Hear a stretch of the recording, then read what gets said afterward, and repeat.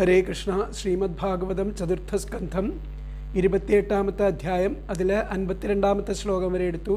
ബാക്കിയുള്ള ഭാഗങ്ങൾ നമുക്കൊന്ന് നോക്കാം. അതുവരെയുള്ള ഭാഗങ്ങൾ നമുക്കൊന്ന് ചൊല്ലി നോക്കാം. ഓം നമോ ഭഗവതേ വാസുദേവായ. ശ്രീമദ് ഭാഗവതേ ചതുർത്ഥസ്കന്ധേ അഥാഷ്ടാവിംശോऽധ്യായः. നാരദ ഉവാച. സൈനികാഭയനാംനോ യേ ബർഹിഷ്മന്ദിഷ്ടകാരിണഃ പ്രജ്വാരകാലകന്യാഭ്യാം വിചേരുരവനീമിമാം. സ ഏകദാ ദുരഭസാ പുരഞ്ജനപുരീം നൃപാ രുരുധുർഭൗമ ഭോഗാഢ്യാം ജരൽപന്നഗപാലിതാം.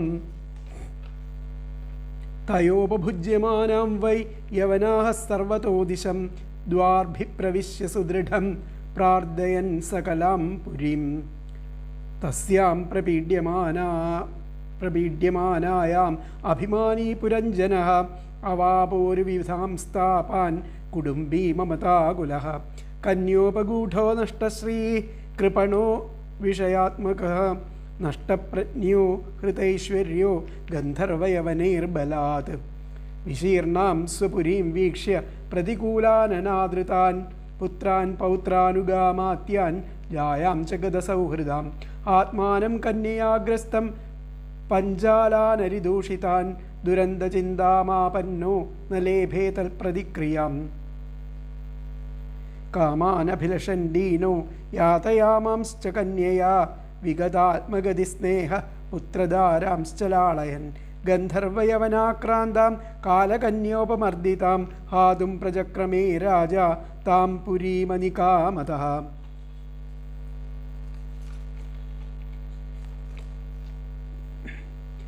ഭയനാംനോഗ്രജോ ഭ്രാതാ പ്രജ്വാരപ്രത്യുപസ്ഥിതഃ ദദാഹതാം പുരീം കൃത്സ്നാം ഭ്രാതുഃ പ്രിയജിഗീർഷയാ.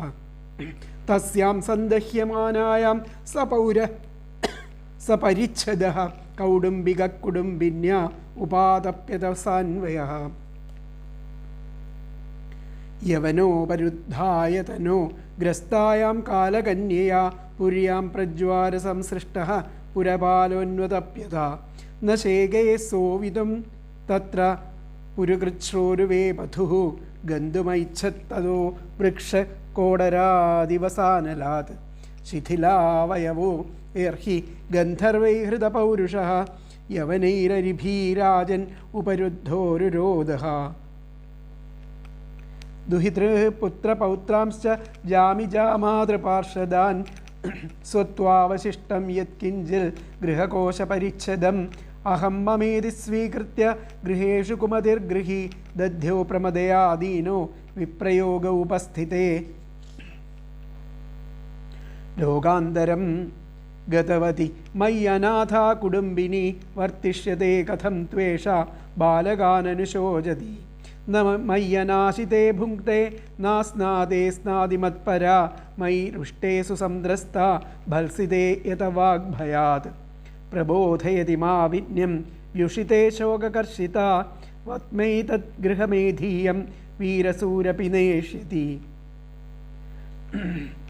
കഥം नु दारकादीना दारगीर्वापरायणा वर्तिष्यन्ते मयि गते भिन्ननावैवो दधौ. एवं कृपणया बुद्ध्या शोचन्तमददर्हणं ग्रहीतुं कृतधीरेण भयनामाभ्यपद्यत. पशुवद्यवनैरेष नीयमानस्वयं क्षयम् अन्वद्रवन् अनुपथा शोचन्तो भृशमातुराः. पुरीं विहायोपगत उपरुद्धो भुजङ्गमः यदा तमेवानुपुरी विशीर्णा प्रकृतिं गता. विगृह्यमाणप्रसभं यवनेन बलीयसा नाविन्दत्तमसाविष्टः सखायं सुहृदं पुरः. तं यज्ञपशवोनेन संज्ञप्ताये दयालुना कुठारैश्चिच्छिदुः क्रुद्धाः स्मरन्तोमीवमस्य तत्. अनन्दपारे तमसि मग्नो नष्टस्मृतिः समाः शाश्वतीरनुभूयार्तिं प्रमदा संगदूषितः. तामेव मनसा गृह्णन् बभूव प्रमदोत्तमा अनन्तरं विदर्भस्य राजसिंहस्य वेश्मनि. उपयेमे വീര്യപണാം വൈദർഭീം മലയധ്വജഃ യുധി നിർജിത്യ രാജന്യാൻ പാണ്ഡ്യ പരപുരഞ്ജയഃ തസ്യാം സ ജനയാഞ്ചക്ര ആത്മജാമസിദേക്ഷണാം യവീയസഃ സപ്തസുതാൻ സപ്തദ്രവിഡഭൂഭൃതഃ ഏകൈകസ്യാഭവത്തേഷാം രാജന്നർബുദമർബുദം ഭോക്ഷ്യതേ യദ്വംശധരേർ മഹീമന്വന്തരം പരം അഗസ്ത്യ പ്രാഗ്ദുഹിതരമുപയേമേ ധൃതവ്രതാം യസ്യാം ദൃഢച്യുതോ ജാത ഇധ്മവാഹാത്മജോ മുനിഃ.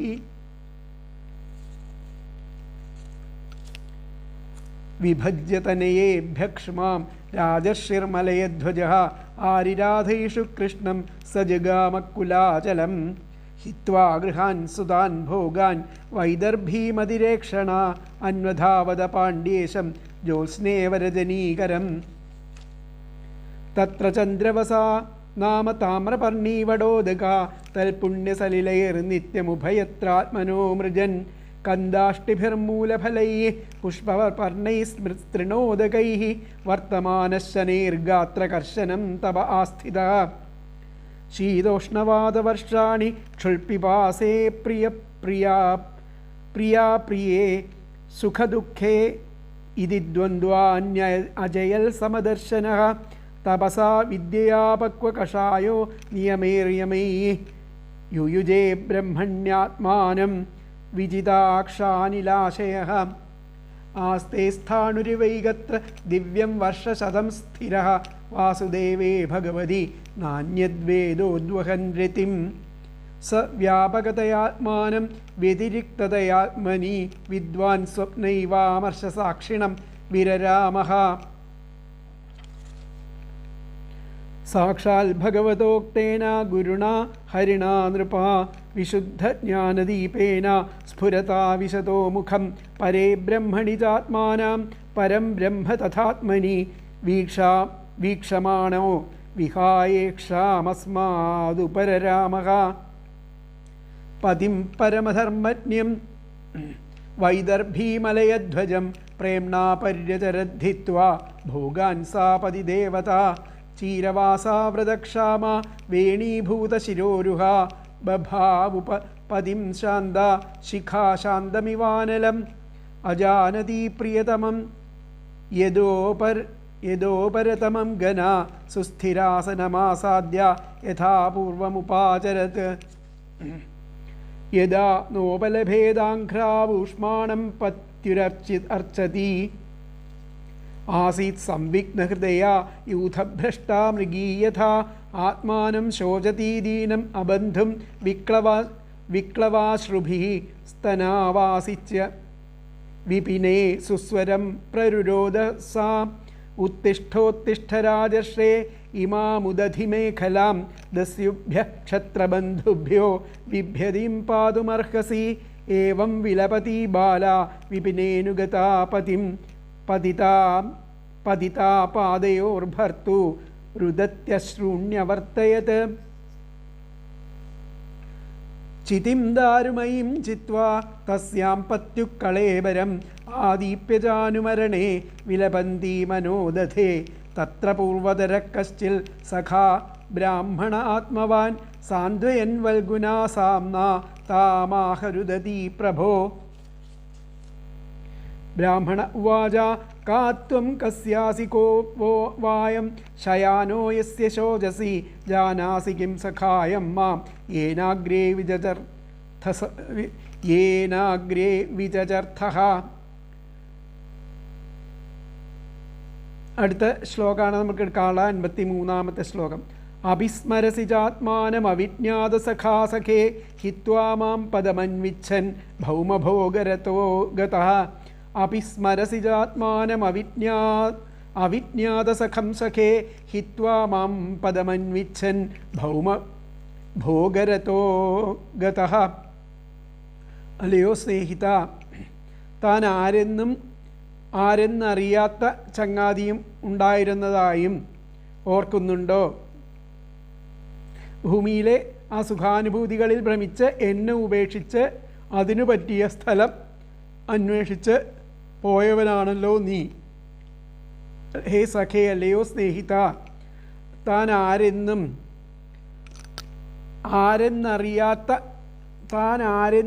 ആരെന്നറിയാത്ത ഒരു ചങ്ങാതി ഉണ്ടായിരുന്നതായിട്ടും ഓർക്കുന്നുണ്ടോ? മുമ്പ് പറഞ്ഞതായിട്ട് ഓർക്കുന്നുണ്ടോ? ഭൂമിയിലെ സുഖാനുഭൂതികളിൽ ഭ്രമിച്ചിട്ട് എന്നെ ഉപേക്ഷിച്ച് അതിന് പറ്റിയ സ്ഥലം നോക്കിയിട്ട് അന്വേഷിച്ച് പോയവനാണല്ലോ നീ ചോദിക്കുകയാണ്. ആ ബ്രാഹ്മണൻ ചോദിക്കുകയാണ്, അല്ലയോ സ്നേഹിത, താൻ ആരെന്നറിയാത്ത ഒരു ചങ്ങാതി ഉണ്ടായിരുന്നതായിട്ടും ഓർമ്മയുണ്ടോ എന്ന്. അഭിസ്മരസി ചാത്മാനം,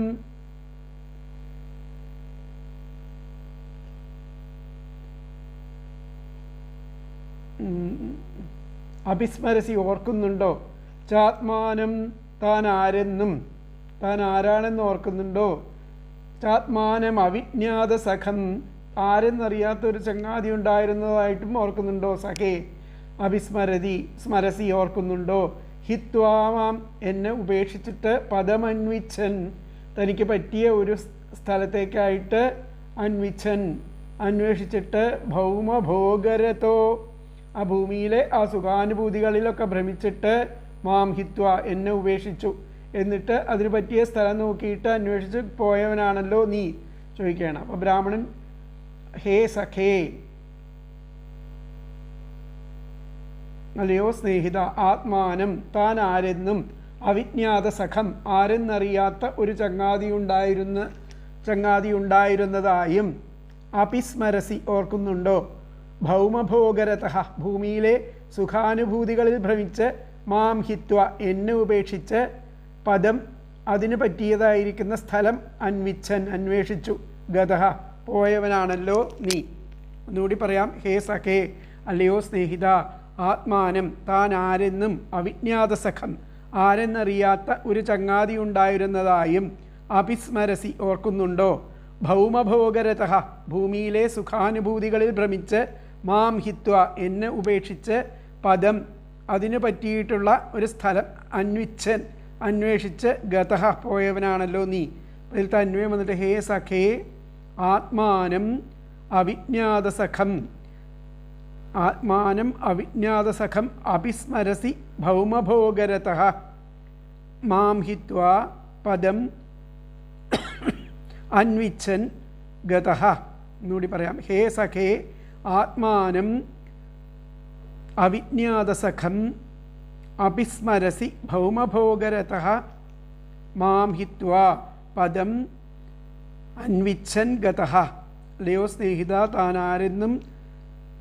ആരെന്നറിയാത്ത ഒരു ചങ്ങാതി ഉണ്ടായിരുന്നതായും ഓർക്കുന്നുണ്ടോ? ഭൂമിയിലെ ആ സുഖാനുഭൂതികളിൽ ഭ്രമിച്ച് എന്നെ ഉപേക്ഷിച്ച് അതിന് പറ്റിയതായിരിക്കുന്നൊരു സ്ഥലം അന്വേഷിച്ച് പോയതായിട്ട് നിനക്ക് ഓർമ്മയുണ്ടോ? ബ്രാഹ്മണൻ ചോദിക്കുകയാണ്, ഭവതി ആരാകുന്നു? ആരുടെ പുത്രിയാണ്? ഇത് മുമ്പത്തെ ശ്ലോകത്തിൽ ഈ കിടക്കുന്ന ആളെക്കുറിച്ച് ഭവതി ദുഃഖിക്കുന്നുവല്ലോ, അയാൾ ആരാണ്? പണ്ട് ഒപ്പം കാര്യങ്ങൾ ചർച്ച ചെയ്തിരുന്ന ആ സ്നേഹിതനായിരിക്കുന്ന എന്നെ ഭവതി ഓർക്കുന്നുണ്ടോ? പേരറിയാത്ത ആ സഖാവിനോടൊപ്പം നടന്ന ഭവതി തന്നെ ആരായിരുന്നുവെന്ന് ഓർമ്മയുണ്ടോ? അങ്ങ് കാമഭോഗങ്ങളിൽ ആസക്തനായിട്ട് എന്നെ ഉപേക്ഷിച്ചു, അവയെ തേടിപ്പോയതും ഓർമ്മയുണ്ടോ? നീ യഥാർത്ഥത്തിൽ ആരാണെന്ന് നീ ഓർക്കുന്നുണ്ടോ എന്നുള്ളതാണ് ചോദിക്കുന്നത്. അതായത് ആ പൂർവജന്മത്തിൽ ആരായിരുന്നു? ഈ കിടക്കുന്നവനും ആയിട്ട് എന്താണ് ബന്ധം? ഞാൻ നിൻ്റെ ഉറ്റ ചങ്ങാതിയായിരുന്നില്ലേ? ഇവയെല്ലാം ഓർത്തു നോക്കൂ. എങ്കിൽ ഇപ്പോഴത്തേതെല്ലാം മിഥ്യാബോധത്തിൽ നിന്നും ഉടലെടുത്തതായിരിക്കുന്ന മോഹം മാത്രമാണെന്ന് ഗൂഢാർത്ഥം. പേരറിയാത്ത സഖാവോട് കൂടിയ ആത്മാവിനെ ഓർക്കുന്നുണ്ടോ? അങ്ങ് കാമഭോഗങ്ങളിൽ അത്യാസക്തനായിട്ട് എന്നെ വിട്ട് ഒരു സ്ഥാനം അന്വേഷിച്ചു പോയതല്ലേ എന്നുള്ളതാണ് ആ ബ്രാഹ്മണൻ ചോദിച്ചത്. അപ്പോൾ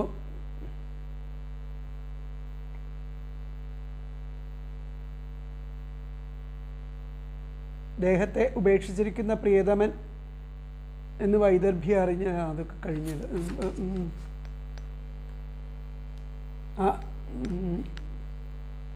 ബ്രാഹ്മണൻ ആശ്വസിപ്പിച്ച രീതിയെ ആണ് പറയുന്നത്. ഗുരുഭക്തനും വിശുദ്ധാന്തകരനുമായ ശിഷ്യൻ്റെ ഹൃദയത്തിൽ ഭഗവത് കാരുണ്യത്താൽ വിളങ്ങുന്നതായിരിക്കുന്ന ജ്ഞാനത്തിൻ്റെ സ്വരൂപത്തെ വിവരിക്കുന്നതായി ധരിക്കണം.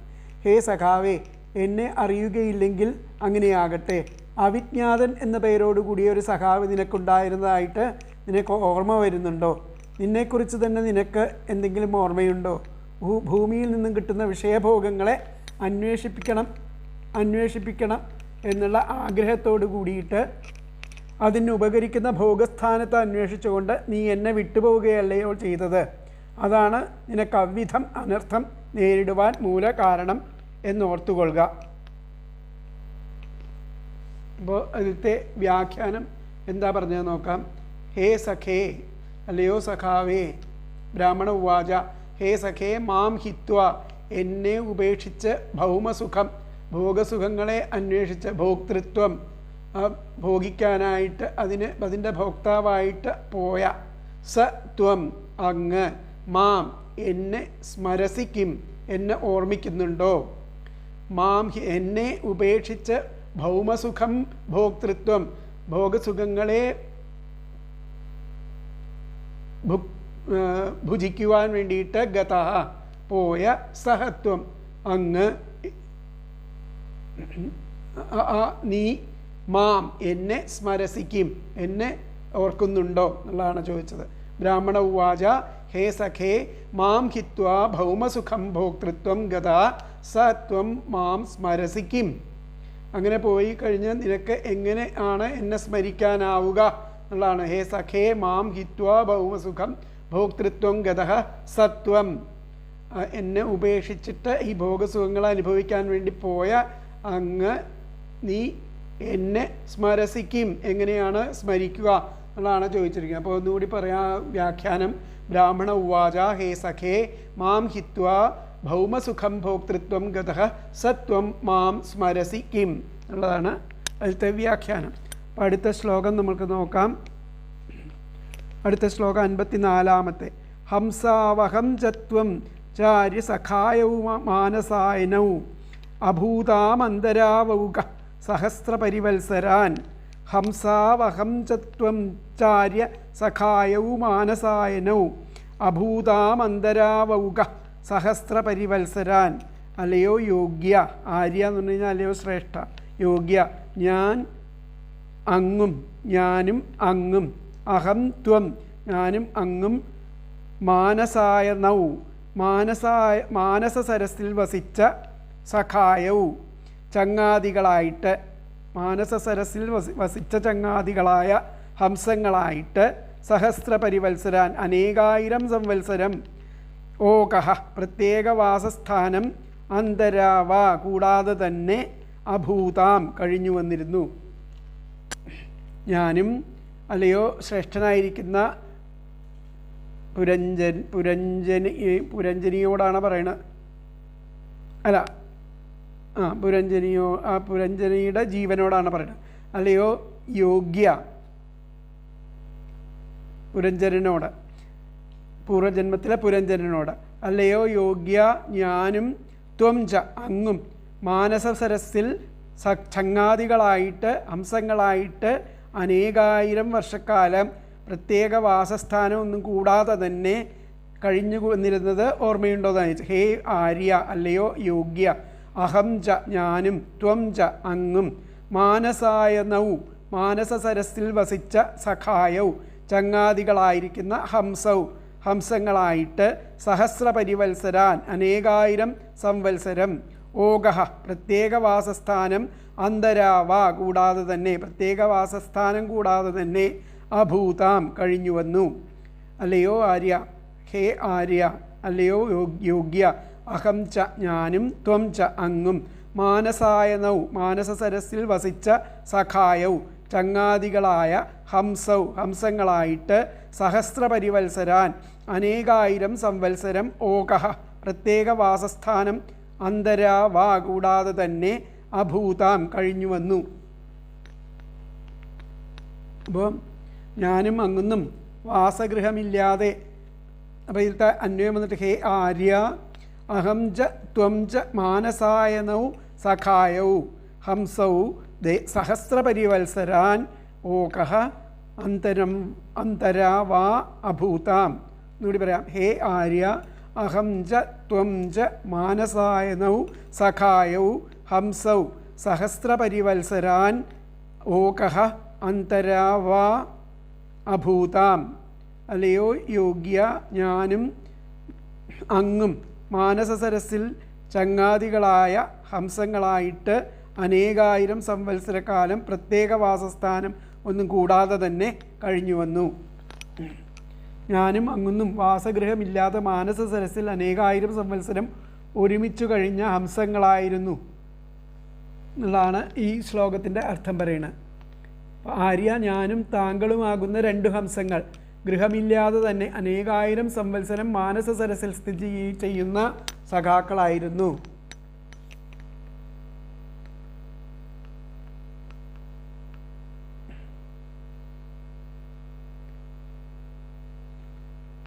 അപ്പോൾ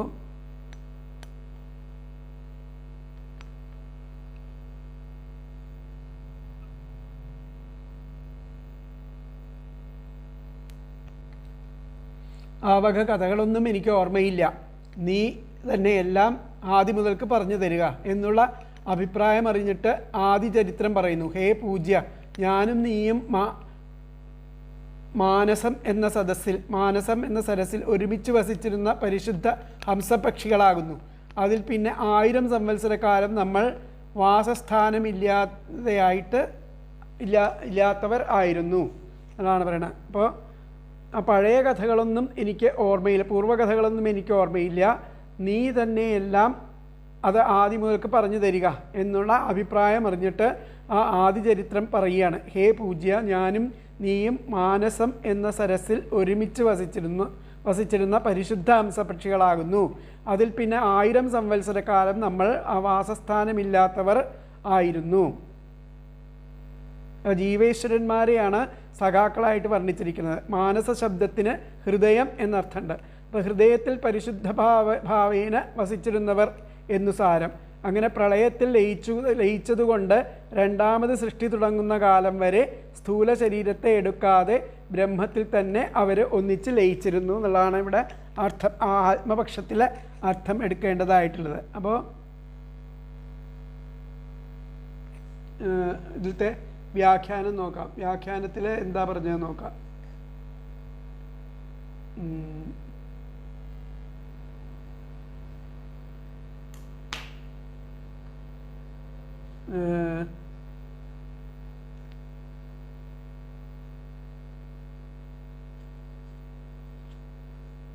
ഇവിടെ പറഞ്ഞല്ലോ, തതോ മലയധ്വജം താമ്രപർണ്യ സശീതോഷ്ണസുഖം.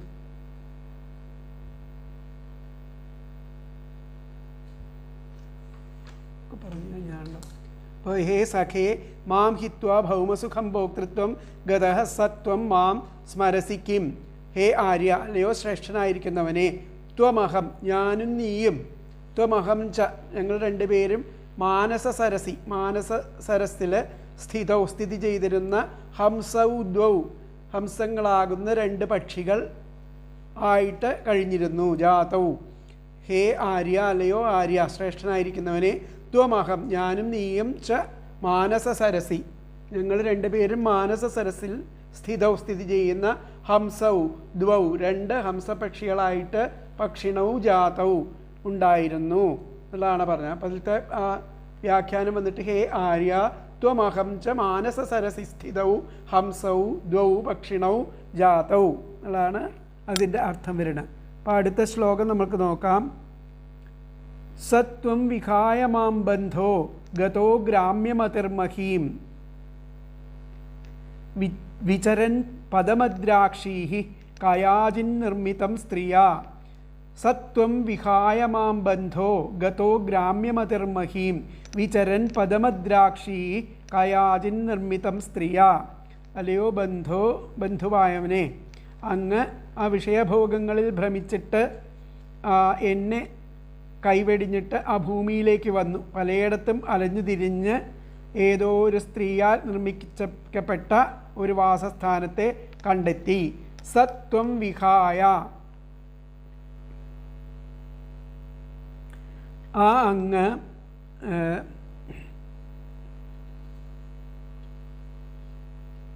വിഹായമാം എന്നെ കൈവടിഞ്ഞിട്ട്, ആ അങ്ങ് എന്നെ കൈവടിഞ്ഞിട്ട്, സത്വം വിഹായമാം ബന്ധോ അല്ലയോ സഖാവേ, ഗതോ പോയി, ഗ്രാമ്യമതിർമഹീം ഒരു ഗ്രാമത്തിലേക്ക്, വിഷയഭോഗങ്ങളിൽ ഭ്രമിച്ച് അർത്ഥം, ഗ്രാമ്യമതിർ വിഷയഭോഗങ്ങളിൽ ഭ്രമിച്ച്, ഗതോ പോയി, ഗതഃ ഭൂമിയിലേക്ക്, മഹീം ഗതഃ ഭൂമിയിലേക്ക് വന്നു, ഭൂമിയിലേക്കാണ് ഗതോ ഗ്രാമ്യമതിർ മഹീം ഭൂമിയാകുന്ന ആ ഭോഗമണ്ഡലത്തിലേക്ക് വന്നു. എന്നിട്ട് വിചരൻ അങ്ങനെ നടന്നു, പലയിടത്തും അലഞ്ഞു തിരിഞ്ഞ് നടഞ്ഞ്, വിചരൻ പദമദ്രാക്ഷീം ആ വാസസ്ഥാനം കണ്ടെത്തി. എവിടെ? പദമദ്രാക്ഷി കയാചിൻ നിർമ്മിതം സ്ത്രീയ ഒരു സ്ത്രീയാൽ നിർമ്മിക്കപ്പെട്ട പദം വാസസ്ഥാനം കണ്ടെത്തി എന്നാണ്. സത്വം വിഹായമാം ബന്ധോ ഗതോ ഗ്രാമ്യമതിർമഹീം വിചരൻ പദമദ്രാക്ഷി കയാചിൻ നിർമ്മിതം സ്ത്രീയ. അപ്പോൾ ഹേ ബന്ധോ അല്ലയോ ബന്ധുവായവനെ, സത്വം ആ അങ്ങ്, ഗ്രാമ്യമതിഹി വിഷയഭോഗങ്ങളിൽ ഭ്രമിച്ച്, മാം വിഹായ എന്നെ കൈവടിഞ്ഞ്, മഹീം ഗതഃ ഭൂമിയിലേക്ക് വന്നു, വിചരൻ പലയിടത്തും അലഞ്ഞ്, കയാചിൽ ഏതോ സ്ത്രീയാ ഒരു സ്ത്രീയാൽ നിർമ്മിക്കപ്പെട്ട പദം വാസസ്ഥാനം അദ്രാക്ഷീഹി കണ്ടെത്തി. അല്ലയോ ബന്ധുവായിട്ടുള്ളവനെ, ഹേ ബന്ധോ അല്ലയോ ബന്ധുവായിട്ടുള്ളവനെ, സഹത്വം ആ അങ്ങ്, ഗ്രാമ്യമതിഹി വിഷയഭോഗങ്ങളിൽ ഭ്രമിച്ച്, മാം വിഹായ എന്നെ വെടിഞ്ഞ്, മഹീം ഗതഃ ഭൂമിയിലേക്ക് വന്നു, വിചരൻ പലയിടത്തും അലഞ്ഞ്, കയാച്ചിൽ ഏതോ സ്ത്രീയ ഒരു സ്ത്രീയാൽ നിർമ്മിക്കപ്പെട്ട പദം വാസസ്ഥാനം അദ്രാക്ഷീഹി കണ്ടെത്തി.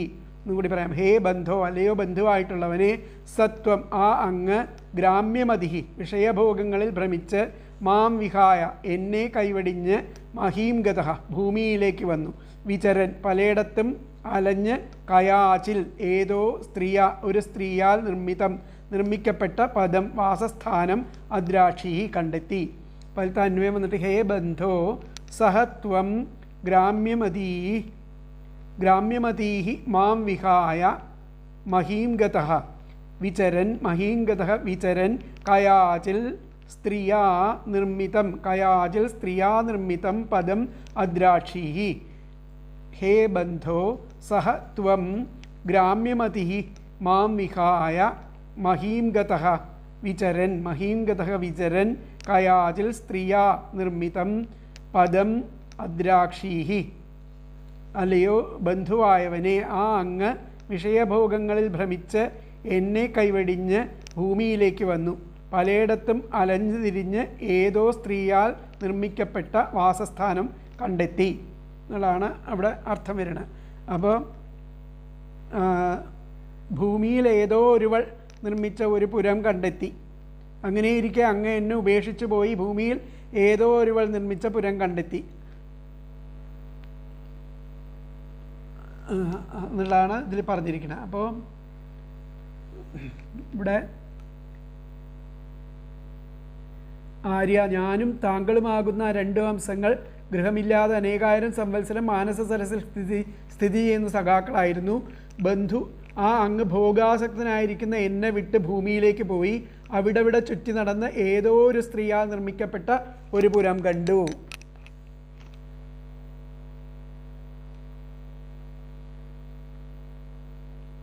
പ്രകാരം മാനസ സരസിൽ വസിക്കുന്ന ആ ഹംസത്തെ അവിജ്ഞാതൻ എന്നു പേരായ ഹംസം പറഞ്ഞു ബോധിപ്പിച്ചപ്പോൾ ഭർത്തൃവിയോഗ ദുഃഖം തീർന്ന് സ്വസ്ഥനായിരിക്കുന്ന അവിജ്ഞാതനായിരിക്കുന്ന സഖാവിനെ വിട്ടുപിരിയുക നിമിത്തം സ്വരൂപേണ ബോധമില്ലാതെ അതൊക്കെ കഴിഞ്ഞില്ല. അപ്പോൾ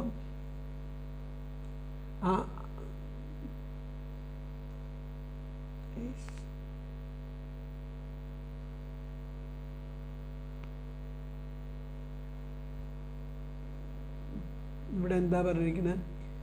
ആ ജീവൻ്റെ സഖാവായിരിക്കുന്ന ഈശ്വരനെ അവിജ്ഞാതൻ എന്ന ശബ്ദത്തിൽ സൂചിപ്പിക്കുന്നു. കാരണം ജീവന്മാർക്ക് ഈശ്വരൻ്റെ ക്രിയകളെയോ ഗുണങ്ങളെയോ നാമങ്ങളെയോ അറിയുവാൻ കഴിയുകയില്ല. അതിനാൽ അറിയപ്പെടാത്തവൻ എന്നർത്ഥമായിരിക്കുന്ന അവിജ്ഞാത ശബ്ദം ആ ഈശ്വരന് കൽപ്പിച്ചു.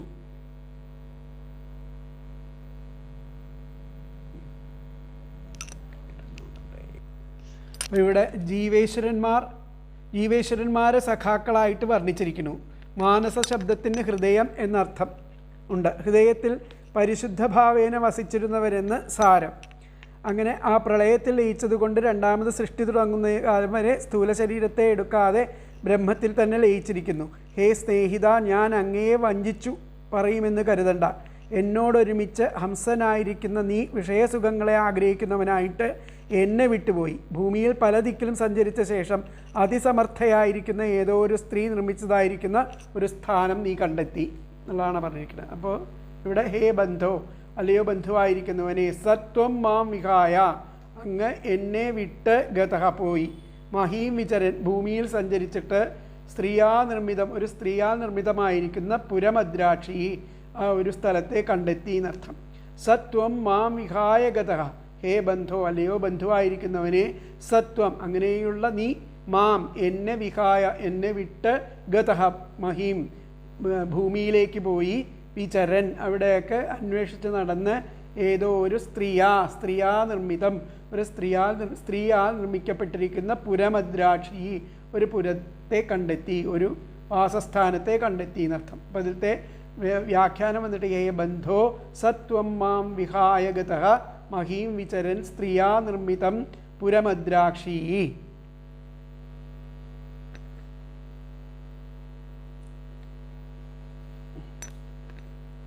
ഹേ ബന്ധോ സഹത്വം ഗ്രാമ്യമതീഃ മാം വിഹായ മഹീം ഗതഃ വിചരൻ കയാചിൽ സ്ത്രീയാ നിർമ്മിതം പദം അദ്രാക്ഷി. അത് തന്നെയാണ് അതിൻ്റെ വ്യാഖ്യാനത്തിലും അർത്ഥം വന്നിരിക്കുന്നത്. മാം ഹിത്വ ഭൗമസുഖം ഭോക്തൃത്വം ഗതഃ സത്വം മാം സ്മരസി കിം ഹേ ആര്യ ത്വമഹം ച മാനസ സരസി സ്ഥിതൗ ഹംസൗ ദ്വൗ പക്ഷിണൗ ജാതൗ ഹേ ബന്ധോ സത്വം മാം വിഹായ ഗതഃ മഹീം വിചരൻ സ്ത്രീയാ നിർമ്മിതം പുരമദ്രാക്ഷി.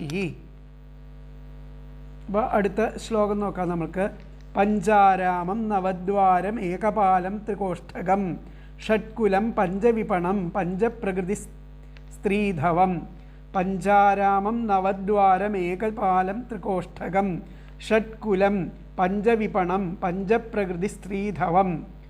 സ്ത്രീയുടെ അധീനത്തിലുള്ള പഞ്ചാരാമം 5 പൂന്തോട്ടങ്ങൾ, 9 പ്രവേശനദ്വാരങ്ങൾ, നവദ്വാരം 9 പ്രവേശനദ്വാരങ്ങൾ, ഒറ്റ കാവൽക്കാരൻ, 3 പുറംമതിലുകൾ ഇവയോടുകൂടിയതും 6 വിധം കച്ചവട സംഘം, 5 അങ്ങാടിത്തെരുവുകൾ, പഞ്ചവിപണനം 5 അങ്ങാടിത്തെരുവുകൾ, 5 പ്രകൃതികളോട് കൂടിയതും ആണ് ആ പുരം. ആ സ്ത്രീയാൽ നിർമ്മിക്കപ്പെട്ട പുരം സ്ത്രീയുടെ അധീനത്തിലുള്ളതുമാണ്. പഞ്ചാരാമം 5 പൂന്തോട്ടങ്ങളുള്ളതാണ്. നവദ്വാരം 9 പ്രവേശനദ്വാരങ്ങളോട് കൂടിയിട്ടുള്ളതാണ്. ഏകപാലം ഒരൊറ്റ കാവൽക്കാരനാണ് അതിൻ്റെ സൂക്ഷിപ്പുകാരൻ. ത്രികോഷ്ഠകം 3 പുറംമതിലുകളും ഇവയോടുകൂടിയതും. ഷഡ്കുലം 6 വിധം കച്ചവട സംഘം പാർക്കുന്നതും. പഞ്ചവിപണനം 5 അങ്ങാടിത്തെരുവുകളുള്ളതും. പഞ്ചപ്രകൃതി 5 പ്രകൃതികളോടുകൂടിയതും ആണത്. സ്ത്രീധവം സ്ത്രീയുടെ അധീനത്തിലുള്ളതും.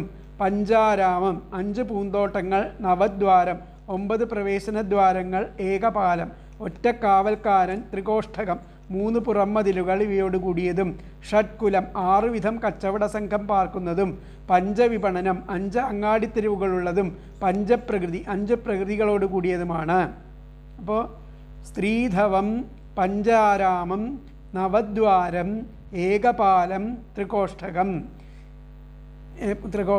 ഷഡ്കുലം, പഞ്ചവിപണനം, പഞ്ചപ്രകൃതി, ഷഡ്കുലം, പഞ്ചവിപണനം, പഞ്ചപ്രകൃതി. സ്ത്രീധവം, പഞ്ചാരാമം, നവദ്വാരം, ഏകപാലം, ത്രികോഷ്ഠകം, ഷഡ്കുലം, പഞ്ചവിപണനം, പഞ്ചപ്രകൃതി. സ്ത്രീയുടെ അധീനത്തിലുള്ളതും ഒരു സ്ത്രീയുടെ അധീനത്തിലുള്ളതും 5 പൂന്തോട്ടങ്ങൾ, 9 പ്രവേശനദ്വാരങ്ങൾ, ഒറ്റ ഒരു കാവൽക്കാരൻ, 3 പുറംമതിലുകൾ ഇവയോടുകൂടിയതും. 6 വിധം കച്ചവട സംഘം പാർക്കുന്നതും. 5 അങ്ങാടിത്തെരുവുകളുള്ളതും. 5 പ്രകൃതികളോട് കൂടിയതും ആണ്. അപ്പം ഭൂമിയിൽ ഏതോ ഒരുവൾ നിർമ്മിച്ചൊരു പുരം കണ്ടെത്തി. ആ പുരത്തിന് 5 ഉദ്യാനങ്ങളുണ്ട്, 9 ദ്വാരങ്ങളുണ്ട്, 3 മതിലുകളുണ്ട്, അതിനൊരു കാവൽക്കാരനുണ്ട്, 6 കച്ചവടക്കാരും, 5 അങ്ങാടികളും, 5 പ്രകൃതികളും ഉണ്ട്. ഇവയുടെയെല്ലാം ഉടമസ്ഥ ഒരു സ്ത്രീയായിരുന്നു. സഖായൗ ഇത്യാദി പുല്ലിംഗ പ്രത്യയങ്ങൾ ചേർക്കാൻ കാരണം വൈദർഭി മുൻജന്മത്തിൽ പുരുഷനായിരുന്നതിനാലാണ്. അന്തരാ വാ ഓകഹ, അന്തര എന്നാൽ അന്തര ഉള്ളിൽ വാസസ്ഥാനം എന്നർത്ഥം. അന്തരാഓകഹ, ഓകസ് എന്നാൽ വാസസ്ഥാനം എന്നാണ് അർത്ഥം. അപ്പോൾ ഈശ്വരൻ ആപൽ ബാന്ധവനാണെന്ന് വിസ്മരിച്ച് ഒരു സ്ത്രീയിൽ ആസക്തനായതിൻ്റെ അനന്തരഫലമാണ് ആ ദുഃഖാനുഭവങ്ങളെ സത്വം വിഹായ എന്ന ശ്ലോകത്തിൻ്റെ ആന്തരാർത്ഥമായിട്ട് വരുന്നത്. അപ്പോൾ വൈദർഭി ഭർത്താവിൻ്റെ ചിതയിൽ ചാടി ദേഹത്യാഗം ചെയ്യുവാൻ ഉദ്യമിച്ചതിൻ്റെ മുഖ്യ കാരണം തനിക്ക് ബന്ധുവായിട്ട് ഇനി ആരുമില്ലെന്ന ധാരണയിലാണ്. ദീനബന്ധും എന്ന വാക്യത്തിന് കൊണ്ട് അവിടെ സ്പഷ്ടമാക്കണം. ഇത് മനസ്സിലാക്കിയിട്ടാണ് നീ എൻ്റെ ബന്ധുവാണ് എന്ന അർത്ഥത്തിൽ ബന്ധോ, ഹേ ബന്ധോ എന്ന് പറയണം ബ്രാഹ്മണൻ സംബോധന ചെയ്യുന്നത്. അപ്പം ദേഹത്യാഗ പരിശ്രമത്തിൽ നിന്നും വിരമിപ്പിക്കുവാൻ ഇതിലും ഉപരിയായിട്ടുള്ളൊരു മാർഗം വേറെയില്ല. ഭർത്താവ് മരിച്ചപ്പോൾ അവളുടെ ദൃഷ്ടിയിൽ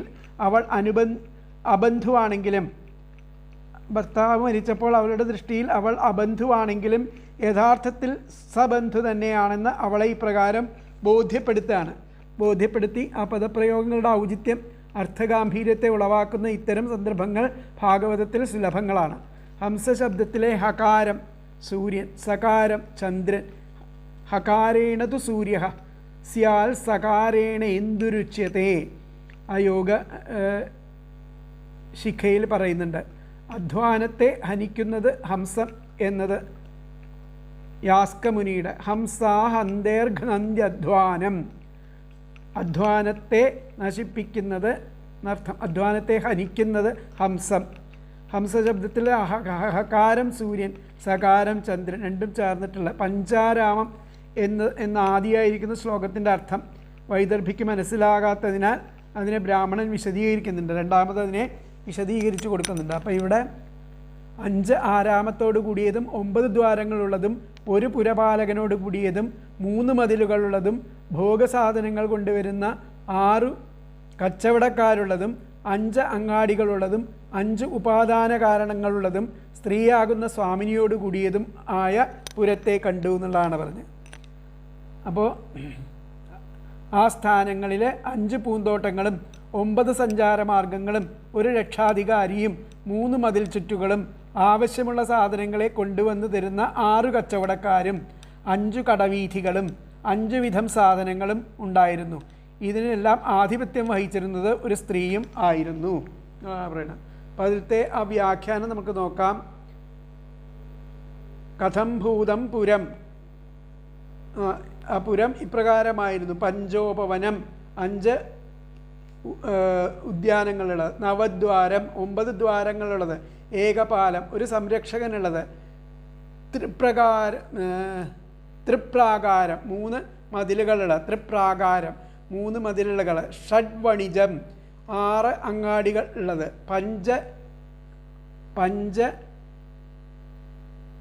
പഞ്ചഹട്ടം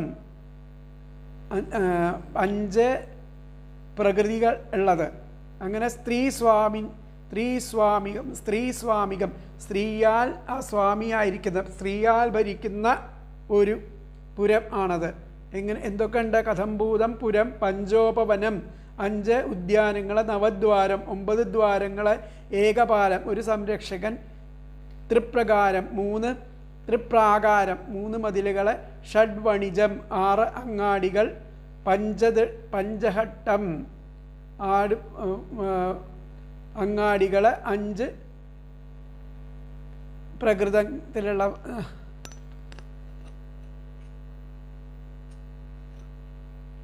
ആണ് പറഞ്ഞ 5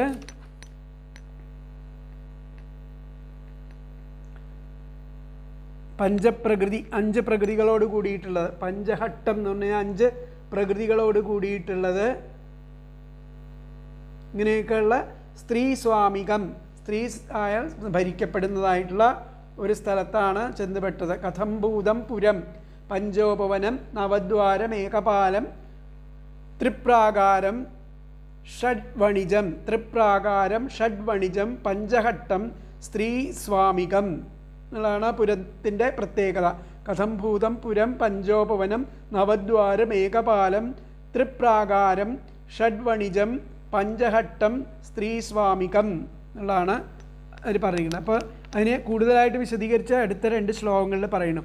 പഞ്ചേന്ദ്രിയാർത്ഥ ആരാമ ദ്വാരപ്രാണ നവപ്രഭോ തേജോബന്നാനി കോഷ്ഠാനി കുലമിന്ദ്രിയ സംഗ്രഹ വിപണസ്തു ക്രിയാശക്തിർ ഭൂതപ്രകൃതിരവ്യയ ശക്ത്യധീശപുമാംസ്തത്ര പ്രവിഷ്ടോ നാവബുദ്ധ്യതേ.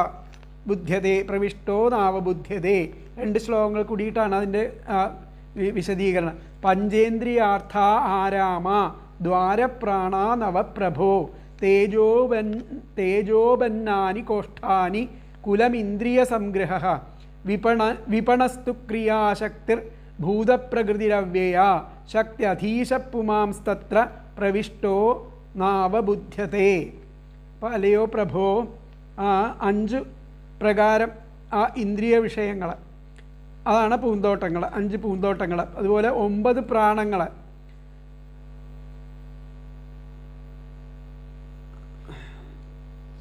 ഇന്ദ്രിയദ്വാരങ്ങൾ എന്നർത്ഥം. നവഹ 9 പ്രാണാഹ, 9 പ്രാണാഹ എന്ന് പറഞ്ഞാൽ നവഹ 9 പ്രാണാഹ എന്ന് പറഞ്ഞാൽ ഇന്ദ്രിയങ്ങൾ, ഇന്ദ്രിയദ്വാരങ്ങൾ. ദ്വാരഹ വാതിലുകളും. തേജ അപ് അന്നാനി, തേജോബന്നാനി എന്ന് പറഞ്ഞാൽ തേജസ്, അപ്പ് തേജസ്, ജലം, അന്നം, അപ്പ് അന്നാനി തേജസ്, ജലം, അന്നം തുടങ്ങിയിട്ടുള്ള കോഷ്ഠാനി പുറം മതിലുകളോട് 3 മതിലുകളോട് കൂടിയതും. ഇന്ദ്രിയ സംഗ്രഹ ജ്ഞാനേന്ദ്രിയങ്ങളും മനസ്സും കൂടെ ഉള്ളതും. കുലം ആ കച്ചവട സംഘം ആണ് ഇവയൊക്കെ ഒരു കച്ചവട സംഘമാണ്. ഇതെല്ലാം കൂടി ചേർന്നിട്ടുള്ള ഒരു കച്ചവട സംഘമാണ്. സംഘമത്രേ ക്രിയാശക്തി ആണ് ക്രിയാശക്തി.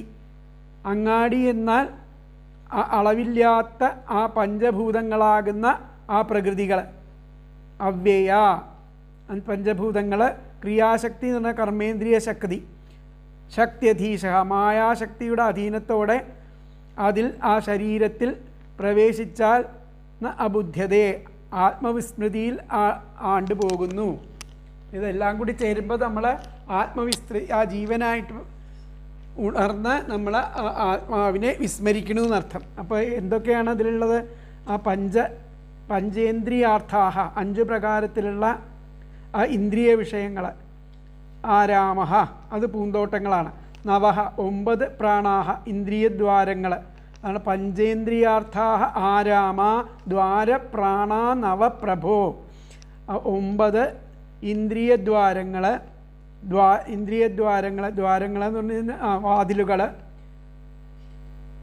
ദ്വാരഹ പ്രാണ നവപ്രഭോ തേജോബന്നാനി തേജസ്, ജലം, അന്നം ഇവ ആ പുറം മതിലുകളാണ്. 3 മതിലുകൾ. ഇന്ദ്രിയ സംഗ്രഹ ജ്ഞാനേന്ദ്രിയങ്ങളും മനസ്സും കൂടെ ചേർന്നിട്ടുള്ള കുലം, അതാണ് കച്ചവട സംഘം. ക്രിയാശക്തി വിപണഹ തു ക്രിയാശക്തിയാണ് ആ അങ്ങാടിയെ പറയുന്നത് ക്രിയാശക്തി. അവിടെ ക്രിയാശക്തിയാണുള്ളത് അങ്ങാടിയിൽ. അങ്ങനെ അവ്യയ അളവില്ലാത്ത ഭൂതപ്രകൃതി പഞ്ചഭൂതങ്ങളാകുന്ന ആ പ്രകൃതിയിൽ ആ പുമാൻ ആ ജീവാത്മാവ് ക്രിയാശക്തി കർമ്മേന്ദ്രിയ ശക്തി എന്നർത്ഥം. ശക്തി അധീശ ആ മായാശക്തിയുടെ അധീനത്തോടെ.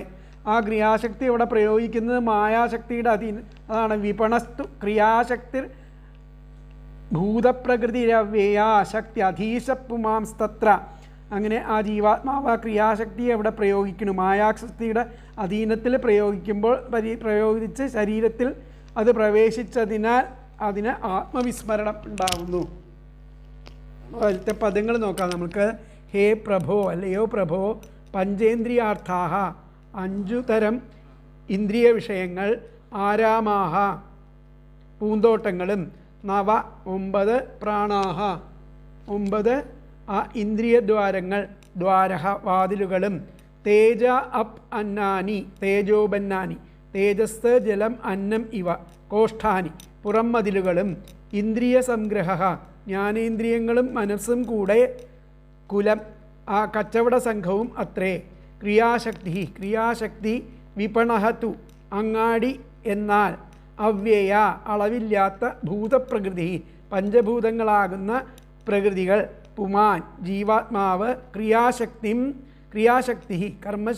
കർമ്മേന്ദ്രിയ ശക്തി ശക്ത്യധീശ മായാശക്തിയുടെ അധീനത്തോടുകൂടി തത്ര അതിൽ ആ ശരീരത്തിൽ പ്രവേശിച്ചാൽ ന അവബുദ്ധ്യതേ ആത്മവിസ്മൃതി ഉണ്ടാകുന്നു. ഒന്നും കൂടി പറയാം. ഹേ പ്രഭോ, അല്ലയോ പ്രഭോ, പഞ്ചേന്ദ്രിയാർത്ഥാഹ 5 പ്രകാരം ഇന്ദ്രിയ വിഷയങ്ങൾ, ആരാമാഹ പൂന്തോട്ടങ്ങളും, 9 പ്രാണാഹ ഇന്ദ്രിയദ്വാരങ്ങൾ, ദ്വാരഹ വാതിലുകളും, തേജ ബന്നാനി ബന്നാനില്ല തേജോ ബന്നാനി തേജ അന്നാനി തേജസ് ജലം അന്നം ഇവ കോഷ്ഠാനി പുറം മതിലുകളും, ഇന്ദ്രിയ സംഗ്രഹ ജ്ഞാനേന്ദ്രിയങ്ങളും, മനസ്സും കൂടെ കുലം ആ കച്ചവട സംഘം ആണ്. പിന്നെ ക്രിയാശക്തി വിപണഹത്തു വിപണി അങ്ങാടി എന്നാൽ അവ്യയ അളവില്ലാത്ത അഭൂത പ്രകൃതി പഞ്ചഭൂതങ്ങളാകുന്ന ആ പ്രകൃതികൾ പുമാൻ ആ ജീവാത്മാവ് ആ ക്രിയാശക്തി ആ കർമ്മേന്ദ്രിയ ശക്ത്യധീശ മായാശക്തിയുടെ അധീനതയോടെ അതിൽ ആ ശരീരത്തിൽ പ്രവേശിച്ചാൽ ന അവബുദ്ധ്യതേ ആത്മവിസ്മൃതി ഉണ്ടാകുന്നു. അതിലത്തെ അന്വയം വന്നിട്ട് ഹേ പ്രഭോ പഞ്ചേന്ദ്രിയാർത്ഥാഹ ആരാമാഹ 9 പ്രാണാഹ ദ്വാരഹ തേജ അന്നാനി കോഷ്ഠാനി ഇന്ദ്രിയ സംഗ്രഹ കുലം ക്രിയാശക്തി വിപണഹത്തു അവ്യയാ ഭൂതപ്രകൃതി പുമാൻ ക്രിയാശക്തി ശക്ത്യധീശ തത്ര പ്രവിഷ്ടഃ ന അവബുദ്ധ്യതേ. കൂടി പറയാം. ഹേ പ്രഭോ പഞ്ചേന്ദ്രിയാർത്ഥാഹ ആരാമാഹ 9 പ്രാണാഹ ദ്വാരഹ തേജ അന്നാനി കോഷ്ഠാനി ഇന്ദ്രിയ സംഗ്രഹ കുലം ക്രിയാശക്തി വിപണഹത്തു അവ്യയാ ഭൂതപ്രകൃതി പുമാൻ ക്രിയാശക്തി ശക്ത്യധീശ തത്ര പ്രവിഷ്ടഃ ന അവബുദ്ധ്യതേ.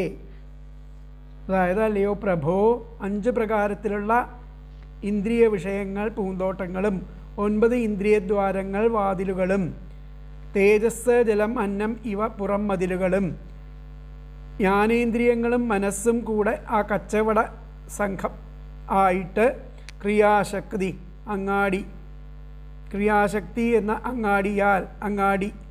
അങ്ങാടി എന്നാൽ അവിടെ അളവില്ലാതെ പഞ്ചഭൂതങ്ങളാകുന്ന ആ പ്രകൃതികൾ ആ ക്രിയാശക്തി ആ മായാശക്തിയുടെ അധീനത്തോടു കൂടി ആ ശരീരത്തിൽ അങ്ങനെ പ്രവേശിച്ചിട്ട് ന അവബുദ്ധ്യത ആത്മവിസ്മൃതി ഉണ്ടാകുന്നു എന്നർത്ഥം. അല്ലയോ പ്രഭോ 5 ഉദ്യാനങ്ങൾ എന്നാൽ ശബ്ദാദികളായിരിക്കുന്ന 5 വിഷയങ്ങൾ, 9 വാതിലുകൾ, ദേഹത്തിലെ ആ 9 ദ്വാരങ്ങൾ, തേജസ് ജലം അന്നം ഘനവസ്തു ഇവയാണ് 3 മതിലുകൾ, മനസ്സും ജ്ഞാനേന്ദ്രിയങ്ങളും കൂടിയ 6 കച്ചവടക്കാർ. വളരെ വ്യക്തമായിട്ട് മനസ്സിലാക്കേണ്ട കാര്യങ്ങളാണ്. ഒന്നുകൂടി പറയാം. അല്ലയോ പ്രഭോ 5 ഉദ്യാനങ്ങൾ എന്നാൽ ശബ്ദാദി വിഷയങ്ങൾ 5 വിഷയം, ശബ്ദം രൂപം ഗന്ധം രസം സ്പർശം തുടങ്ങിയിട്ടുള്ള 5 വിഷയങ്ങൾ. പിന്നെ 9 വാതിലുകൾ, ദേഹത്തിലെ ആ 9 ദ്വാരങ്ങൾ, തേജസ് ജലം അന്നം ഘനവസ്തു ഇവയാണ് ആ 3 മതിലുകൾ, മനസ്സും ജ്ഞാനേന്ദ്രിയങ്ങളും കൂടിയ 6 കച്ചവടക്കാർ. അങ്ങാടി എന്നത് കർമ്മേന്ദ്രിയങ്ങൾ, 5 പ്രകൃതികൾ, പഞ്ചഭൂതങ്ങൾ. പുരുഷനായിരിക്കുന്ന അങ്ങ് ഒരു സ്ത്രീയുടെ സ്വാധീന വലയത്തിൽപ്പെട്ട് തന്നെയോ സുഹൃത്തിനെയോ അറിയുന്നില്ല. അവളുടെ സ്പർശത്തോടെ അവളിൽ ആസക്തനായി അവളിൽ രമിച്ചു. എല്ലാം മറന്ന് അങ്ങനെ അവളുടെ സംഘമാണ് ആ പ്രഭുവായിരിക്കുന്ന അങ്ങയ്ക്ക് ഇപ്രകാരമുള്ള കഷ്ടങ്ങൾക്കെല്ലാം കാരണം. ഒന്നുകൂടി പറയാമല്ലയോ പ്രഭു 5 ഉദ്യാനങ്ങൾ എന്നാൽ ശബ്ദാദി വിഷയങ്ങളായിരിക്കുന്ന 5 വിഷയങ്ങൾ, 9 വാതിലുകൾ എന്നാൽ ദേഹത്തിലെ 9 ദ്വാരങ്ങൾ, തേജസ് ജലം അന്നം ഇവ ഘനവസ്തുക്കൾ ഇവയാണ് 3 തരത്തിലുള്ള മതിലുകൾ, മനസ്സും ജ്ഞാനേന്ദ്രിയങ്ങളും കൂടിയ 6 കച്ചവടക്കാർ. അങ്ങാടി എന്നത് ആ കർമ്മേന്ദ്രിയങ്ങൾ, 5 പ്രകൃതികൾ എന്ന് പറഞ്ഞാൽ പഞ്ചഭൂതങ്ങൾ. പുരുഷനായിരിക്കുന്ന അങ്ങ് ഒരു സ്ത്രീയുടെ സ്വാധീന വലയത്തിൽപ്പെട്ട് തന്നെയോ സുഹൃത്തിനെയോ അറിയുന്നില്ല. അവളുടെ ആ സ്പർശത്തോടെ അവളിൽ ആസക്തനായിട്ട് അവളിൽ രമിച്ച് എല്ലാം മറന്ന് അങ്ങനെ അവളുടെ സംഘത്തെ പ്രഭുവായിരിക്കുന്ന അങ്ങയ്ക്ക് ഇപ്രകാരമുള്ള കഷ്ടതകളെല്ലാം വന്നതിന് കാരണം. സത്സംഗം വേണ്ടിടത്ത് തത്സംഗം ആണ് ഉണ്ടായത്. അതിൻ്റെ അനന്തരഫലങ്ങളാണ് ഈ അനുഭവങ്ങൾ. ഇപ്പോൾ സത്സംഗം തന്നെ ലഭിച്ചു. ബ്രാഹ്മണൻ വൈദർഭിയെ പുരഞ്ജനായിട്ട് മാത്രമേ ദർശിക്കുന്നുള്ളൂ. ബ്രാഹ്മണൻ ആ വൈദർഭിയെ പുരഞ്ജനായിട്ട് ദർശിക്കുന്നു. അതാണ് പ്രഭോ ഇത്യാദി പുല്ലിംഗ പ്രത്യയങ്ങൾ ഇവിടെ പറയാനുള്ള കാരണം. അപ്പോൾ 5 ആരാമത്തോട് കൂടിയതും പറഞ്ഞു. ശബ്ദാദികളായിരിക്കുന്ന 5 വിഷയങ്ങളാണ് ഉപവനങ്ങൾ. 9 ദ്വാരങ്ങൾ ശരീരത്തിലുള്ള നവദ്വാരങ്ങളാണ്. പൃഥ്വി, അപ്പ്, തേജസ് എന്നിവയാണ് മതിലുകൾ. കച്ചവടക്കാർ 6 ഇന്ദ്രിയങ്ങളാകുന്നു.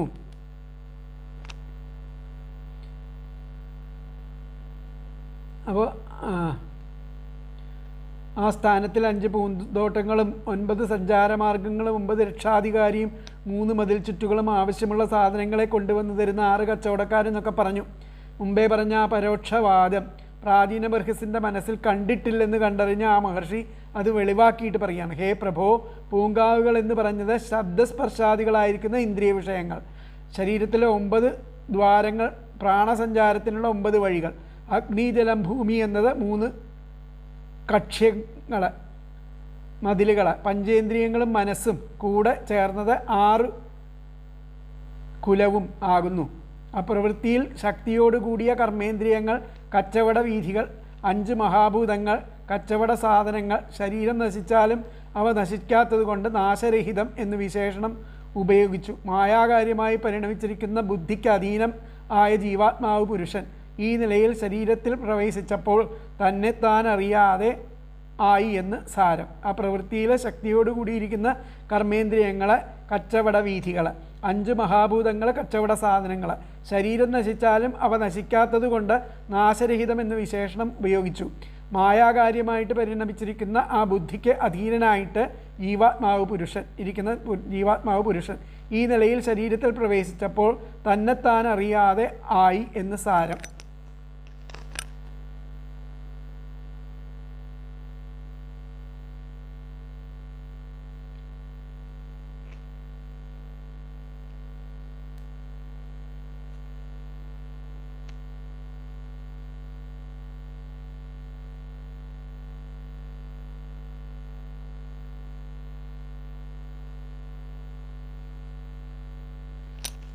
അപ്പോൾ ഇവിടെ വ്യാഖ്യാനം എന്താ പറഞ്ഞത് നോക്കാം.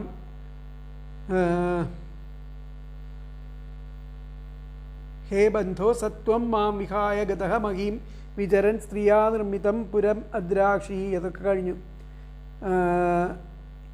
പൂർവോക്ത ശ്ലോകസ്യാർത്ഥം. ഇപ്പോൾ ശ്ലോകത്തിൻ്റെ അർത്ഥമായിട്ട് പറയുന്നത് ഇന്ദ്രിയാർത്ഥാഹ ഉപവനാനി. ഇന്ദ്രിയാർത്ഥങ്ങൾക്ക് ഉള്ളത് ഉപവനങ്ങൾ. ദ്വാരഹ പ്രാണഛിദ്രാണി. ആ നവദ്വാരങ്ങൾ പ്രാണഛിദ്രങ്ങൾ, പ്രാണൻ പോവാനുള്ള ദ്വാരങ്ങൾ. അന്നജല തേജാംസി. അന്നം, തേജസ്, ജലം ഇവ കോഷ്ഠാനി. ഇവ മതിലുകൾ. കുലം നാമേന്ദ്രിയ സംഗ്രഹം. ഇന്ദ്രിയ സംഗ്രഹങ്ങളാണ് ആ കുലം എന്നുള്ളതാണ് ഇതിൽ പറയുന്നത്. അപ്പോൾ ഒന്നുകൂടി പറയാം. പൂർവോക്ത ശ്ലോകസ്യാർത്ഥമാഹ ഇന്ദ്രിയാർത്ഥാഹ ഉപവനാനി. ഇന്ദ്രിയാർത്ഥങ്ങളാണ് ഉപവനങ്ങൾ. ദ്വാരഹ പ്രാണഛിദ്രാണി. ദ്വാരങ്ങൾ ആ പ്രാണ പോവാനുള്ള ഛിദ്രങ്ങൾ, ദ്വാരങ്ങൾ. അന്നജല തേജാംസി. അന്നം, ജലം, തേജസ് ഇവ ആ മതിലുകൾ. കുലം നാമേന്ദ്രിയ സംഗ്രഹ. ഇന്ദ്രിയ വിഷയങ്ങളാണ് ആ കുലമായിട്ടുള്ളത്. വിപണഃ. ആ വിപണി ക്രിയാശക്തിയാണ്.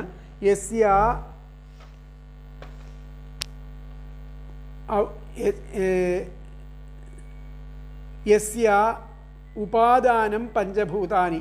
അതിന് ഉപാധി കാരണമായിരിക്കുന്ന പഞ്ചഭൂതങ്ങൾ. ആ ക്രിയാശക്തിക്ക് ഉപാധിയായിരിക്കുന്ന പഞ്ചഭൂതങ്ങൾ ആയിട്ടുള്ള ശരീരം.